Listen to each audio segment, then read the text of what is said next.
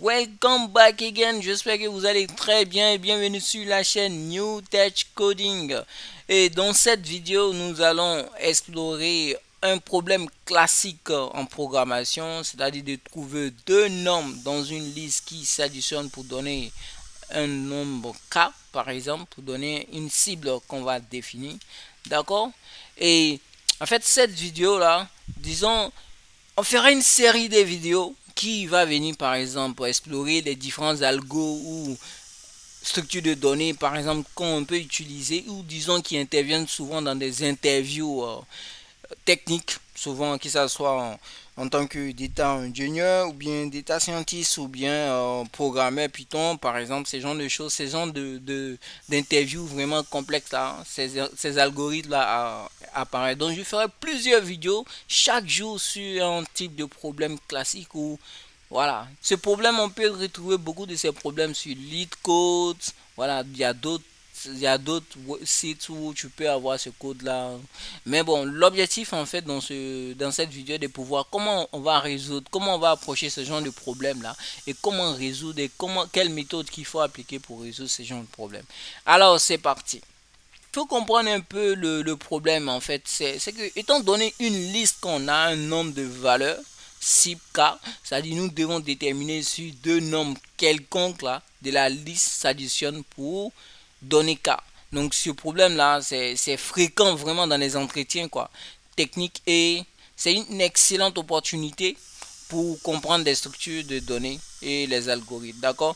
Donc, je vais donner juste un exemple d'énoncé pour bien peut-être suivre un peu la cadence. Donc, là, je vais juste agrandir un peu.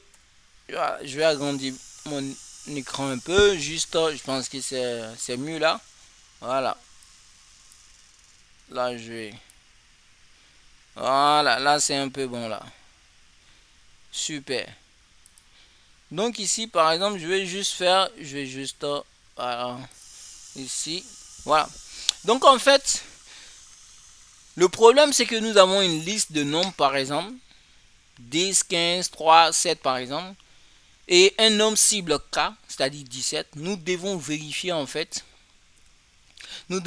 sur deux nombres quelconques de la liste là s'additionnent pour donner un certain cas. Quand tu regardes la liste là, on voit bien que, comme on appelle, on peut faire l'addition de 10 plus 7 qui donne 17. Voilà, donc voici la liste, voici la cible. Donc le résultat, normalement, ça devait sortir true parce que 10 plus 7, ça donne vrai. Donc, comment on va approcher ce problème-là? Comment résoudre ce problème? Les structures de données. Bien vrai que je n'ai pas fait de cours sur les structures de données, mais je ferai peut-être un cours là. Donnez-moi ça. Dites-moi en commentaire si vous êtes d'accord sur cela. Ou si je dois forcément faire un cours sur les structures d'algorithmes. Donc, voilà. Nous, ce qu'on va faire, on va appliquer des approches pour résoudre ces problèmes. Donc, quelle approche il faudrait appliquer pour résoudre ces problèmes? Donc, la première approche qui me vient en tête, c'est l'approche naïve, c'est-à-dire l'approche double boucle en fait. D'accord. Donc, la façon la plus simple pour moi de résoudre ce problème consiste à parcourir la liste avec deux boucles imbriquées pour vérifier toutes les combinaisons possibles de deux nombres. Donc, c'est simple. Ça, c'est l'approche naïve. Donc, moi, je vais appeler ça l'approche naïve ou l'approche double boucle. Donc je vais mettre ici en commentaire l'approche naïve ou l'approche double boucle. Donc on va définir une fonction def peut-être comment on appelle somme égale voilà. Voilà. Python, mon éditeur me propose déjà ce genre de solution. Bah, ça veut dire qu'il connaît un peu, il maîtrise un peu.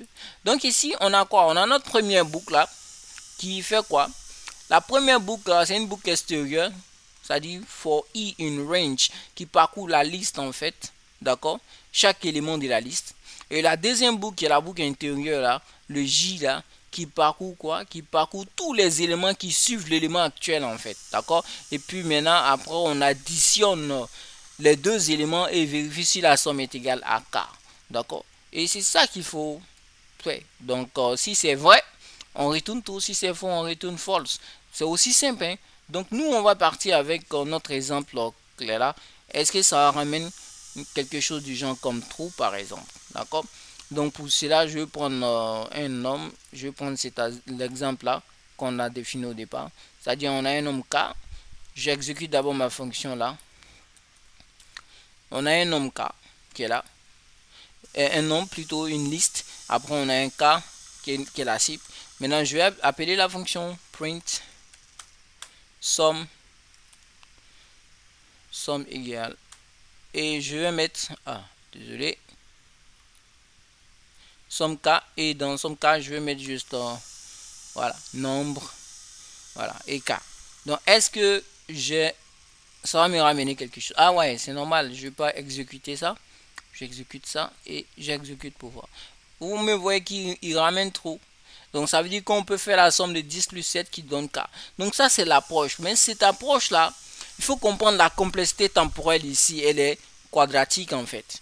Pourquoi? Parce qu'on a deux boucles en fait imbriquées. On a une première boucle en fait parcourt tous les éléments qui fait n fois. Donc du coup on a un n ici. Donc du coup on a une... Donc n fois, on a n ici. Donc après une deuxième boucle qui fait n fois aussi les éléments. Donc du coup, ça me fait n fois n qui fait ici n carré. Donc du coup, moi ma complexité, si on veut, ma complexité ici, complexité temporelle là, elle est, voilà. Ici ma complexité temporelle est de O n square. Donc elle est quadratique. Donc c'est un peu... Ma complexité ici, elle est quadratique. C'est quand même gourmand un peu. Donc, est-ce qu'on peut trouver une approche en fait qui serait beaucoup plus optimisée pour aller beaucoup plus rapidement? Donc, ça, c'est une deuxième approche qu'on pourrait utiliser. Et la deuxième approche que moi, qui me vient en tête, que je peux utiliser ici, c'est les ensembles en fait. Le qu'on appelle en anglais les H7. D'accord? Donc, on va dire les ensembles. Ça, c'est une deuxième approche qui, moi, me vient en tête. Voilà. Si vous avez d'autres approches, merci de me mettre ça en commentaire. D'accord? H7. Ça, c'est ce qu'on va faire. On va programmer pour... Donc, en fait, cette approche-là, elle fait quoi? Pour améliorer, par exemple, les performances, là, on peut utiliser une structure de données comme un ensemble. D'accord? Qu'on appelle le set. D'accord? L'idée est de vérifier, en fait, pour chaque nombre, si le complément de ce nombre-là, à savoir K-n, par exemple, K- la liste, là, en fait, le nombre qu'on a mis, existe déjà dans l'ensemble. Pas besoin de le continuer le reste parce que si ça existe, ça veut dire que non, on a la somme qui donne K. Donc, on va essayer de programmer cela. D'accord? Donc, c'est parti. Donc, ici, on crée une somme. On va dire optimiser. Donc, je fais une fonction def somme K. Somme égale. Voilà, somme égale K optimisé. Donc, je déclare ici mon complément en fait. L'ensemble ici. Ça serait mon complément parce qu'on veut vérifier pour chaque nombre si le complément de ce nombre là, à savoir K moins nombre là, existe déjà dans l'ensemble. Donc si ça existe, on va plus continuer quoi. Donc ici, j'ai un certain K qui est égal à ça. Pardon, je déclare un ensemble vide ici. D'accord? Après, pour chaque nombre dans la liste, si le nombre est déjà présent dans l'ensemble, cela signifie que nous avons trouvé déjà deux éléments. Donc ce qu'on va faire, donc je parcours ma boucle là et fais K moins. Ici, au lieu de K moins nombre là, je vais prendre K. Voilà, ça reviendra au même, mais je préfère plutôt ça, elle est simple. Donc, il faut K, il faut le nombre là, if nombre, voilà, dans l'ensemble qu'on a défini, il retourne vrai. Sinon, bah, on l'ajoute en fait.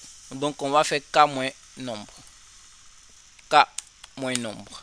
Voilà, c'est tout. Et puis, on retourne fausse à la fin. Donc, ici, on a déjà notre nombre là qui est déjà là. Moi, je vais exécuter cette fonction là. Donc, il faut comprendre la première ici, on déclare, on crée un ensemble complément ou un ensemble vite ici appelé ensemble. C'est là où on va ajouter tous nos, comment on appelle, si le point n'existe pas en fait. Ok.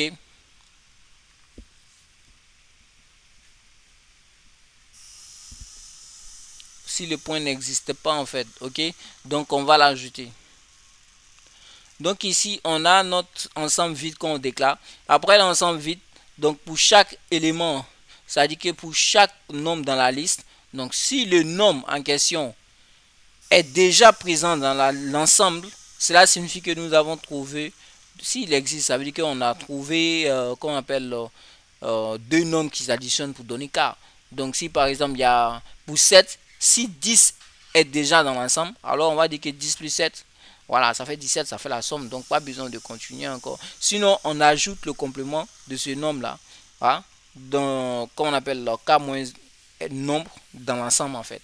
Et si chaque correspondant n'est trouvé après avoir parcouru toute la liste, on renvoie false quoi. D'accord? Donc ici, je vais exécuter par exemple ça.